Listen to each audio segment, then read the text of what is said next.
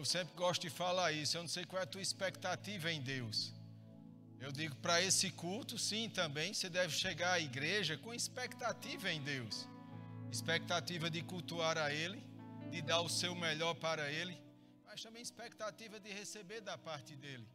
Mas não só expectativa para hoje à noite, irmãos, mas expectativa para a nossa vida. Hoje iniciou uma nova semana. Eu não sei se você gera expectativa. Eu gero expectativa naquilo que Deus tem falado na sua palavra, mas também nas promessas que Ele tem feito para mim e para a minha casa. Sabe, irmãos, eu quero estar no centro da vontade de Deus. Eu quero estar no lugar onde as coisas acontecem. E esse lugar é o lugar da obediência. Mas sabe que Deus, Ele opera com expectativa. E você precisa estar sempre com expectativas em Deus. Amém? Aleluia. Aleluia. Glória a Deus. Abra a palavra do Senhor comigo, por favor, lá em Hebreus 11:6. Eu quero iniciar lendo alguns textos, mas eu não quero me deter a eles, não. Eu quero deixar Deus ser Deus, irmãos. Aleluia. Aleluia. Oh, glória a Deus. Você sabe que você precisa deixar Deus ser Deus na sua vida? A pregação não é sobre deixar Deus ser Deus, não, mas vamos deixar Ele ser Deus. Aleluia, Hebreus 11:6, você está lá comigo? Se não tiver, tem que estar, né? Que está no telão. Diz assim: de fato, irmão, sem fé é impossível agradar a Deus. Expectativa fala de fé. Aleluia. Eu não sei, irmãos, como está a tua vida. Eu não sei se algumas coisas aconteceram, se outras não. Se o que você tem orado parece que não vai acontecer, mas eu quero te dizer, não é o que parece que determina o que vai ser. É naquilo que eu e você cremos. E essa vida de fé, ela agrada a Deus. Uma vida de expectativa, uma vida de estar crendo, convicto de que aquilo que Deus te prometeu é teu. Deus, Ele vai fazer infinitamente mais do que aquilo que eu e você podemos pensar, pedir ou imaginar. Porque Ele é bom, diga, Ele é bom. Na realidade, Ele é mais do que bom. Faltam palavras para expressarmos a bondade e a grandeza do nosso Deus. Mas o texto continua. Porquanto é necessário que aquele que se aproxima. O texto não diz que Deus se aproxima. Na realidade, Deus já habita dentro de mim e de você. Aqueles que nasceram de novo, hoje são morada do próprio Deus. Aleluia, vou dizer isso de novo, porque aqui o amém foi mais forte. Aleluia. Nós somos morada, habitação do Deus vivo, do Deus Todo-Poderoso. Mas o texto diz, aquele que se aproxima, fala de uma atitude. Eu vou até Ele, eu busco Ele, eu quero Ele, eu desejo Ele. Eu quero estar, eu quero conhecer, eu quero viver, eu quero aprender, eu quero ir a níveis mais profundos em Deus. Deus nunca nos chamou para uma vida de superfície. Ele tem que andar na superfície. O negócio travou aqui. Superficialidade. Aleluia. Opa, saiu. Aleluia. Mas fala, irmãos, em eu e você nos aproximarmos dele. E o texto continua. E creia que ele existe. E que se torna galardoador dos que o buscam. Salmo 105, lá no verso 4, diz assim. Salmo 105, verso 4 diz, buscai o Senhor e o seu poder. Buscai perpetuamente a sua presença. E eu sei, irmãos, que algumas pessoas, e é real, não, mas eu não preciso buscar a presença, porque a presença já habita dentro. Eu sei que a presença já habita dentro, mas eu e você devemos buscar uma presença manifesta. Nós precisamos buscar a face do Senhor, conhecer a Deus. Aleluia. Jeremias 29, versos 13 e 14. Jeremias 29, 13 e 14. Buscar-me-eis e me achareis, quando me buscardes de todo o vosso coração. E o texto continua. Serei achado de vós, diz o Senhor, e farei mudar a vossa sorte. Buscai ao Senhor, ou buscar-me-eis e me achareis. Quando? Quando buscar de qualquer jeito? Quando, me lembrei, hoje é domingo, vou para a igreja. Eita, faz um mês que eu não leio a Bíblia, peraí, deixa eu abrir. Não, buscar-me-eis e me achareis, quando me buscardes de todo o vosso coração. E quando o texto, ou quando a Bíblia fala de coração, está falando do homem interior, do espírito. Não está falando de um órgão, de um músculo que bombeia sangue, mas está falando do espírito humano, que é quem tem contato com o espírito do próprio Deus. É através do nosso espírito que Deus compartilha as coisas com o nosso espírito. Então, quando eu coloco o meu homem interior a buscar a Deus de todo o coração, é certo que isso vai envolver a minha mente e o meu corpo. Todo o meu ser envolvido em buscar a Deus. E quando eu busco a Ele, ei, irmãos, o texto diz, Ele vai ser achado e vai mudar a nossa sorte. Quero ler mais um texto com você, Mateus 6, verso 33. Um texto muito conhecido nosso. Vai lá, por favor. Que diz: buscai, pois, em primeiro lugar, primazia. Aleluia. E aí eu quero te fazer uma pergunta, e não responda para mim, responda para você mesmo. Deus tem sido a primazia na sua vida? O primeiro lugar? Aleluia. É Ele quem dita a tua vida, ou é você mesmo quem dita a sua vida? É a sua vontade, o seu desejo, aquilo que você quer, ou você tem sacrificado o seu desejo para agradar aquele que deve ser o primeiro na minha e na sua vida? Algumas pessoas falam muito de idolatria, mas eu quero te dizer, irmãos, idolatria é qualquer coisa que esteja entre você e Deus. Pode ser dinheiro, pode ser carro, pode ser pessoas, pode ser qualquer coisa. Aquilo que está ocupando o lugar que é de Deus, está no lugar errado. Está aqui minha esposa, eu dou minha vida por ela. Mas ela sabe, Deus está em primeiro lugar. Se não quiser buscar Deus, perdeu Deus e o marido. Eita, palavra dura. Não estou dizendo que eu vou abandonar ela não, irmãos. Mas se chegar um momento, eu sei que essa é a intenção, o sentimento dela também. Se o marido não quiser buscar a Deus, já chegar ao ponto de se distanciar de Deus e afetar a vida dela, ela vai preferir Deus. Amor, tu vai preferir Deus? Eu achei que eu era o primeiro. Nunca. Buscar em primeiro lugar o reino de Deus e a sua justiça. Aí o texto diz, e as demais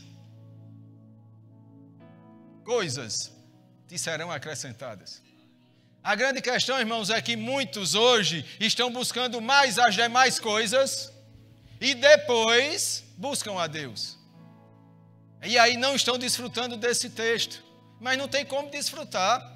Porque a palavra, irmãos, ela não vai se adequar a mim e a você. Eu e você que temos que nos adequar à palavra. Buscai a Deus em primeiro lugar. Procurar, desejar até encontrar. E eu quero te dizer, Deus não está brincando de se esconder. Deus não está num lugar secreto onde você não pode achar. Ele já se revelou para mim e para você através da palavra. Agora eu e você precisamos pegar essa palavra e tornar ela primazia na minha e na sua vida. Sabe, irmãos, nós estamos vivendo dias que não são muito agradáveis lá fora. Você concorda comigo ou foi uma grande revelação hoje à noite? Aleluia. Quando você se depara com situações do mundo, irmãos, o mundo está ficando cada dia mais escuro. E eu vou te dizer, irmãos, e vou te dizer baseado na palavra, o mundo vai ficar mais escuro. Mas eu gosto disso, quanto mais escuro o mundo fica, mais a igreja brilha. Eu não sei se você entende, mas aquilo que vai acontecer ou está acontecendo no mundo, se eu e você estiver firmado nessa palavra, essas coisas não vão nos afetar. Entenda isso. O que está acontecendo, o que vai acontecer, não foi destinado e nem é destinado para aqueles que estão em obediência e servindo a Deus e buscando a Deus. Não. Agora, o que não podemos é buscar a Deus de forma superficial. Porque sabe o que acontece, irmãos? Por não entendermos ou conhecermos ou estarmos firmados na verdade, qualquer vento pode nos tirar da posição. Aleluia. Hoje nós íamos chegando de viagem e vimos uma cena trágica, um passarinho morreu. Patrícia ficou, meu Deus, o bichinho. Eu disse, mas o bichinho estava no lugar errado, na hora errada, ele foi chamado para voar alto. Ele deu um rasante na frente de 2 carros em velocidade, numa BR. E eu te digo, não foi o carro que bateu nele, foi o vento que deslocou. Ele girou e aí outro carro pegou ele. O que é que eu quero dizer com isso? Você foi chamado para estar em lugares altos. Você não foi chamado para estar em lugares baixos. Quando estamos em lugares baixos, buscando a Deus de forma superficial, as tempestades desse mundo podem nos colocar numa situação de risco. Mas não foi esse lugar que Deus me chamou e te chamou para estar. Deus nos chamou e te chamou, me chamou e te chamou para estarmos embaixo de suas asas, em lugar de proteção, guardados, seguros, protegidos. Mas o que é que vai nos proteger, irmãos? É a palavra, é a convicção da palavra, é saber o que a palavra diz, que vai nos manter arraigados diante de tempestades. Ah, mas hoje tem muita informação. Tem informação demais, irmãos. Tem informação demais, tem distração demais. Tem muita coisa da moda. Mas eu quero te dizer, nós não somos da moda. Você não vai ver nesse púlpito pregação da moda, irmãos. Você não vai ver nas nossas igrejas uma pregação da moda. Uma pregação para afagar o teu ego. Porque o que transforma a vida de uma pessoa é a palavra. É a palavra que confronta, é a palavra que sacode, é a palavra que transforma de dentro para fora. Não é palavra de autoajuda. Aleluia! Você está em um ambiente da palavra e do Espírito. Ou seja, eu e você estamos em um ambiente de transformação. Agora, quantos sabem que só há mudança se há desejo? Aleluia. De vez em quando eu me pego pensando sobre o poder que há no livre-arbítrio. Irmãos, Deus nos fez com liberdade de escolha. É por isso que Ele diz, ei, me busca. Me busca que você vai achar. Me busca que tua vida vai mudar. Me busca que tua sorte vai ser mudada. Mas me busca. Tem um lugar em Deus que requer um esforço meu e seu. Provérbios 4, 23. Vai lá comigo, por favor.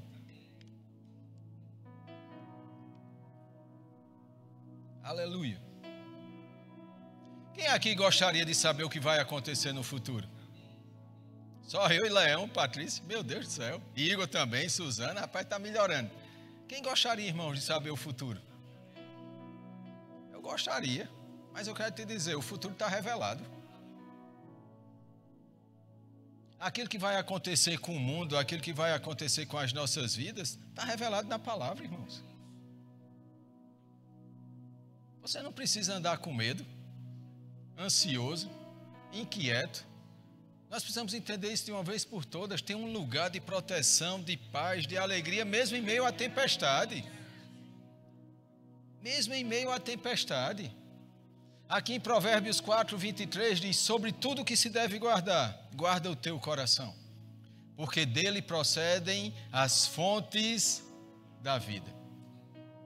Sabe, irmãos, por mais que eu e você não percebamos, nossas crenças ou aquilo que nós cremos nos acompanham 24 horas por dia e são elas que baseiam as nossas decisões. E aquilo que eu decido vai trazer consequência para a minha vida e para quem está em minha volta. Então, se eu estou crendo conforme Deus, eu vou desfrutar das consequências ou do resultado do que a palavra diz. Agora, se eu tomo decisões baseado em coisas que eu acredito que não estão em linha com a palavra, não me farão desfrutar da palavra. E eu vou te dizer, tem muita gente achando que está acreditando na palavra, mas não está acreditando na palavra porque não conhece a palavra. Eu não sei você, irmãos, eu não nasci em um lar evangélico. Então, tinha coisas que eu aprendi que não estavam à luz da palavra. E eu achava que era a vontade de Deus. E aquela crença me fazia tomar decisões que não me fez desfrutar do que a Bíblia me garante. Mas quando luz chegou, eu não andei mais como pessoas andam. Eu andei segundo Deus quer que eu ande. E ainda estou buscando andar cada dia mais. Porque quem aqui é perfeito? Ninguém. Nós estamos crescendo, avançando. É por isso que a busca a Deus, ela não para. Deus é ilimitado. Ah, pastor, mas eu já conheço esses versículos, já sei memorizado. Deixa eu te dizer, não adianta conhecer a Bíblia de Gênesis e Apocalipse, citar versículo e não viver a palavra. Conhecer a Deus de forma profunda é aplicar a palavra na sua própria vida. Aleluia. Sim, precisamos conhecer a palavra, claro, para poder aplicá-la, mas temos que aplicar na nossa própria vida. 2 Timóteo 4, aleluia. Verso 1 ao 3 diz assim, 2 Timóteo 4, aleluia, aleluia, diz assim, todos acharam? Conjuro-te perante Deus e Cristo Jesus, que há de julgar vivos e mortos, pela sua manifestação e pelo seu reino. Prega a palavra, insta, quer seja oportuno, quer não, corrige, repreende, exorta com toda a longanimidade e doutrina. Aí o texto continua, pois haverá tempo em que as pessoas não suportarão a sã doutrina. Pelo contrário, cercar-se-ão de mestres segundo as suas próprias cobiças, como que sentindo coceira nos ouvidos. O que é que este texto está dizendo? Ei, irmãos, haverá um tempo onde as pessoas não aceitarão mais a sã doutrina. A doutrina do próprio Deus. E se o texto diz que existe uma sã doutrina, a palavra também nos alerta que existem falsas doutrinas. E como é que eu vou conhecer o que é falso e o que é verdadeiro? Conhecendo o que é verdade. Se eu conheço o que é verdade, eu vou distinguir o que é falso. Eu já citei esse exemplo que eu vou dar aqui agora em outra ministração minha aqui na igreja. Quando esse texto diz, haverá tempo em que não suportarão a sã doutrina, pelo contrário, cercar-se-ão de mestres segundo as suas próprias cobiças. Irmãos, nós vivemos um tempo onde as pessoas agora escolhem o que querem ouvir. Sim ou não? YouTube, podcast, Deezer, Spotify e por aí vai. E aí coloca lá e começa, quando a palavra confronta, que dói. Não, essa palavra não é para mim não. Eu vou procurar uma outra palavra. E aí vai começar a procurar coisas que agradam os seus ouvidos, mas que não traz transformação. O que traz transformação é aquilo que vai nos sacudir de dentro para fora. É aquilo que vai nos confrontar e dizer, olha, você precisa mudar nessa área, você precisa mudar nessa área, você precisa deixar isso, você precisa soltar isso, você precisa agarrar isso, você precisa começar a se comportar dessa forma, porque Cristo foi numa cruz para que houvesse mudança de vida em mim e em você. Ei, irmãos, se eu te lembrar algo, nós já não somos mais os mesmos.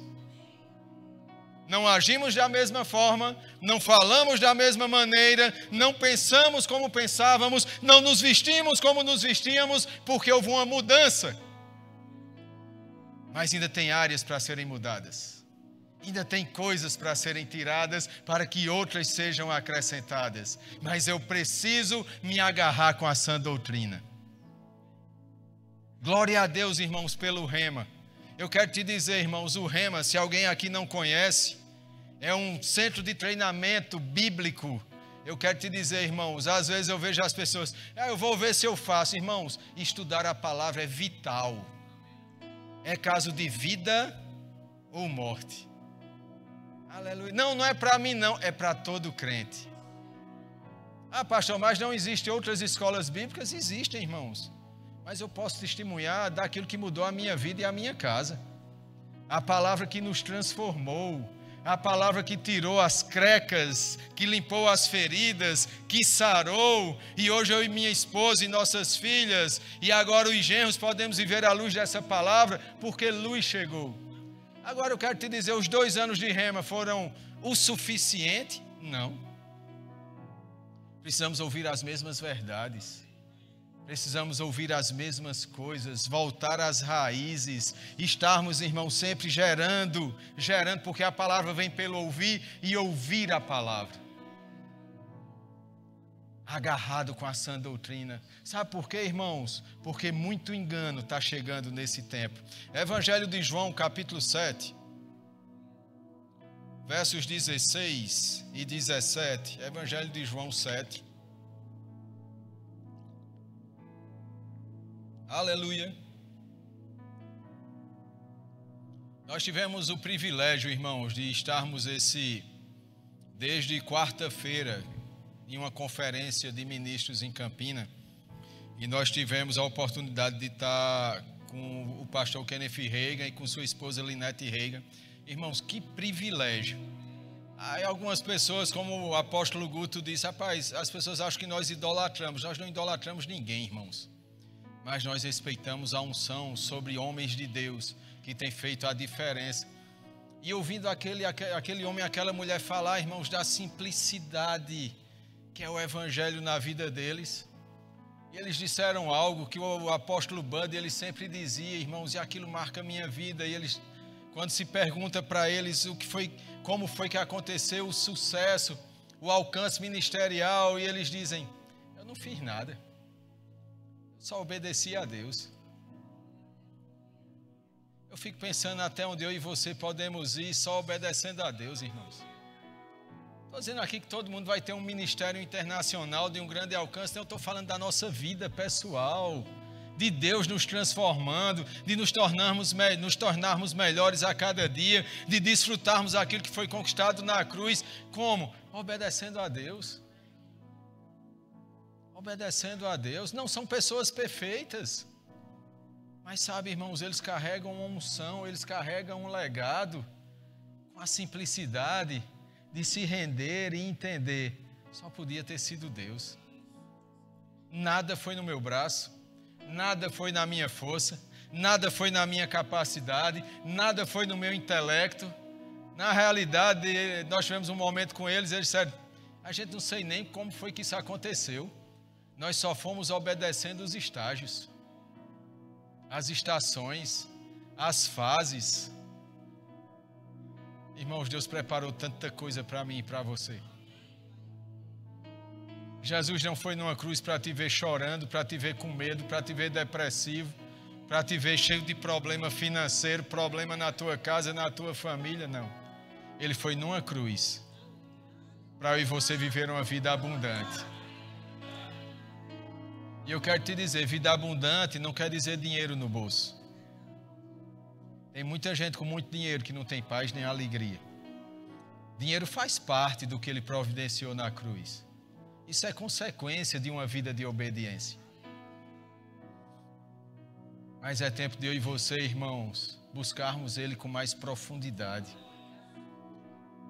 Nós estamos aqui diante, irmãos, de uma plateia que tem diferentes níveis de busca em Deus, de profundidade em Deus. Mas cada um, na sua particularidade, pode ir mais profundo. Eu posso ir, você pode ir, o seu irmão do seu lado pode ir. Agora entenda, isso é algo pessoal. Eu não posso ir a águas mais profundas por minha esposa. Eu posso ser uma influência para ela, ela é uma influência para mim, um influenciar o outro, um promover o outro, mas tem algo que é meu, tem algo que é dela. Tem algo que é só seu, que nenhum pastor pode fazer por você. O Senhor Jesus, ele diz em João 7, respondeu-lhe Jesus, o meu ensino não é meu, e sim daquele que me enviou. Se alguém quiser fazer a vontade dele, conhecerá a respeito da doutrina, se ela é de Deus ou se eu falo por mim mesmo. Irmãos, existe uma doutrina, uma sã doutrina, que eu e você precisamos nos agarrar a ela com muita intensidade e não negociar por nada. Não negociar por nada. Deixa eu te dizer, irmãos, não existe vantagem fora da palavra. Existe armadilha. Que parece bom, mas nem tudo que parece é. Vantagem só na palavra. 1 Timóteo 4:1. Quero ler mais alguns textos com você. Aleluia. Enquanto você abre 1 Timóteo 4, eu vou só ler para você Mateus 15:9, que diz: E em vão me adoram, ensinando doutrinas que são preceitos de homens. Irmãos, tudo aquilo que você ouvir da parte do que diz respeito à palavra, julga pela palavra. Inclusive aqui. Se alguém sobe nesse púlpito e fala, julga pela palavra, irmão. Se você escuta algo da internet, julga pela palavra. A palavra é o nosso guia, a palavra é a luz, é ela que clareia o caminho para mim e para você. A palavra ela é lâmpada para os nossos pés, ela é luz para o nosso caminhar. Quem anda pela palavra não tropeça.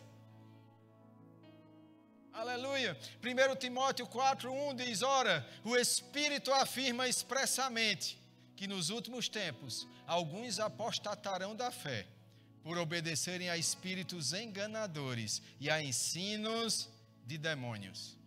Por que pessoas vão seguir outros ensinos? Porque não estão firmados na sã doutrina. Deixa eu te dizer algo, a palavra não muda. A palavra não fica moderna. A palavra não se adequa ao mundo atual. Vou dizer de novo, aleluia. A palavra não muda. Ela não fica moderna. Podemos até usar uma linguagem mais atual, mas que expresse a mesma verdade. Porque Deus não se adequa. Ele é o Senhor do tempo. Ele é o mesmo ontem, hoje e sempre.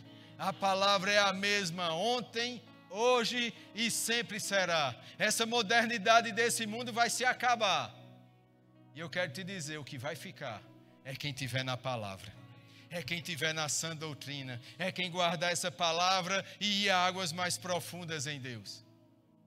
Eu não sei se você entende ou se você lembra, aliás, se você lembra. Alguns anos atrás houve um tsunami, eu não lembro agora exatamente o país. Mas tinham, acho que era um casal de mergulhadores. Eles estavam na profundeza. O tsunami passou, destruiu aquela nação. E quando eles saíram, eles estavam intactos. E não entenderam o que estava acontecendo. Por que eles não foram afetados? Porque eles estavam em um ambiente de segurança. Eles estavam em águas profundas. Ei, irmãos, na profundidade de Deus, o diabo vai gritar. O vento vai soprar. As coisas vão se levantar. Mas você está num lugar de proteção. Você está intacto. Aleluia! Eu não tenho medo quando eu leio esses versículos. Eu oro pelas pessoas e entendo o meu papel nesse tempo. E cada um aqui tem um papel em Deus nesse tempo. Seja na sua escola, seja na sua empresa, seja onde você estiver, nós temos um papel. É propagar a sã doutrina para que o menor número de pessoas seja enganado com falsas doutrinas. Doutrinas de homens que estão querendo trabalhar para distanciar pessoas de Deus. Gálatas 1, verso 6, diz, Gálatas capítulo 1, verso 6, diz assim: Admira-me que estejais passando tão depressa daquele que vos chamou na graça de Cristo para outro evangelho, o qual não é outro, senão que algum que vos perturbam e querem perverter o evangelho de Cristo. Mas ainda que nós, ou mesmo um anjo vindo do céu, vos pregue evangelho que vá além do que vos temos pregado, seja anátema. Assim como já dissemos, e agora repito, se alguém vos prega evangelho que vá além daquele que recebestes, seja anátema. O que é que ele está dizendo? Ainda que desça um anjo e venha pregar algo que está diferente do que já nos foi dado na palavra, esquece. Não, eu tive uma revelação, está na palavra, não está, esquece. Não, mas é um grande homem de Deus, está na palavra, não está, esquece. É a palavra, é a sã doutrina, é essa segurança que eu e você precisamos nesses últimos dias. Efésios 4:11. Eu quero ler mais 2 textos com você. Aleluia. Efésios 4:11. Diz assim: E ele mesmo concedeu uns para apóstolos, outros para profetas, outros para evangelistas e outros para pastores e mestres. Com que propósito? E aí eu queria que os ministros aqui da igreja ficassem de pé. Pastores, as esposas. Olha o que esse texto diz, irmãos. Ele mesmo, Deus, vocês podem se virar para a congregação. Concedeu uns para apóstolos, outros para profetas, outros para evangelistas e outros para pastores e mestres. E qual o propósito disso? O aperfeiçoamento da congregação. O aperfeiçoamento dos santos para o desempenho do seu serviço, para a edificação do corpo de Cristo, até que todos nós cheguemos à unidade da fé e do pleno conhecimento do Filho de Deus, a perfeita varonilidade, à medida da estatura da plenitude de Cristo, para que não mais sejamos como meninos, agitados de um lado para o outro e levados ao redor por todo vento de doutrina, pela artimanha dos homens, pela astúcia com que induzem ao erro, mas seguindo a verdade em amor, cresçamos em tudo naquele que é a cabeça, Cristo. Eu quero te dizer, irmãos, esses homens e essas mulheres e outros virão, foram levantados por Deus para se virem a vocês como uma âncora da sã doutrina. Temos aqui pastor Eduardo e Ritinha. Pode levantar a mão, pastor Eduardo e Ritinha. Vai que alguém não conheça vocês, eles são os pastores presidentes. Os outros pastores são representantes do pastor Eduardo e de Ritinha. Eu quero te dizer que se qualquer um deles for até você, é pastor Eduardo e Ritinha indo. Ah, porque não foi pastor Eduardo, eles são um. Se eles vão, pastor Eduardo e Ritinha está indo.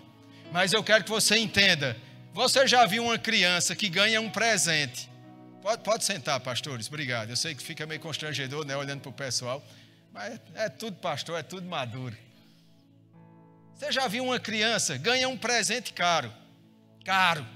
O pai, aí você abre aquele presente e começa a brincar. Passa um saco, o vento soprando, ele solta o presente e vai atrás do saco. Quem já viu isso? Ou troca o brinquedo por um pote de margarina. Já viu isso? O que é que o texto aqui está dizendo? Ei, não seja como menino. Que qualquer vento de doutrina te tira da sã doutrina. Ah, porque todo mundo agora prega sobre isso. Ei, irmãos, não é o que todo mundo prega. É o que a palavra diz. Não é porque um famoso diz, fica com o que a palavra diz. Ei, irmãos, olha o fruto na vida das pessoas. Olha o fruto na vida delas. Mateus 7. E eu queria chamar o grupo de louvor. Mateus 7, verso 24 e 27 diz. Aí, se já puder ir dedilhando aquela, ele é digno de tudo, eu agradeço de todo o meu coração. Tá certo? Todo aquele, pois, que ouve estas minhas palavras e as pratica, será comparado a um homem prudente, que edificou a sua casa sobre a rocha. E caiu a chuva, transbordaram os rios, sopraram os ventos e deram com ímpeto contra aquela casa, que não caiu, porque fora edificada sobre a rocha. Quem é a rocha, irmãos? A rocha é Jesus, é a palavra. Se eu edifico os meus fundamentos sobre a rocha, as tempestades da vida vão vir, porque elas vêm. Você acha que tempestade vem só sobre você? Conversa com os pastores. Ah, porque pastor está isento. Tá não, irmão. Somos pessoas iguais a você. Os mesmos desafios, as mesmas tempestades, as mesmas tentações. Mas quando firmamos a nossa vida sobre a rocha, a tempestade vem, a chuva bate, mas você não vai ser abalado. Você pode balançar, mas não vai ser abalado. E eu quero te dar alguns conselhos. Leia a palavra. Hoje nós temos, irmãos, você pode ir para o trabalho ouvindo a palavra. Leia a palavra. Ore. Ore em outras línguas. Se não é batizado, já já você vai ser. É só desejar. Ore muito em outras línguas. Seja intenso. Leia bons livros. Não qualquer livro. Pastor, mas como eu quero ler um livro sobre determinado assunto, eu não sei qual é o melhor. Procure os pastores. Pastor, eu estou numa situação financeira, me indica um livro. Pastor, eu estou numa situação no meu casamento, me indica um livro. Ele vai te indicar livro, vai te indicar boas ministrações, que vai nos manter firmados. E você que não fez o rema, corra para no próximo ano estar lá. E você que já fez, use o Aluminai para ouvir as mesmas verdades. E por último, se associe com pessoas da fé. Ande com pessoas que vão instigar a tua fé. Se associe com pessoas que vão te colocar para cima. Não é porque eu tenho uma galera que é gente boa demais, mas te enfraquece na fé. Mantenha a amizade, influencie elas. Mas ande junto com quem vai te instigar na fé. Não é tempo de buscarmos a Deus de forma superficial. Isso serve para mim também, irmãos. Porque às vezes o dia a dia ministerial pode nos tirar de um nível de profundidade.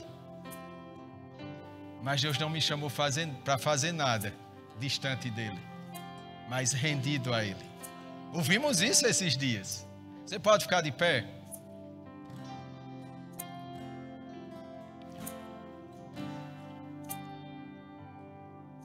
Você pode fechar seus olhos e adorar o Senhor? Você pode erguer suas mãos e render graças a Ele. Essa é uma excelente noite para você se comprometer com você mesmo, aí há águas mais profundas. Há níveis mais profundos em Deus. Obrigado, Pai, por uma igreja que te busca, por uma igreja que te ama, por uma igreja que deseja, Pai, desfrutar do teu amor e favor.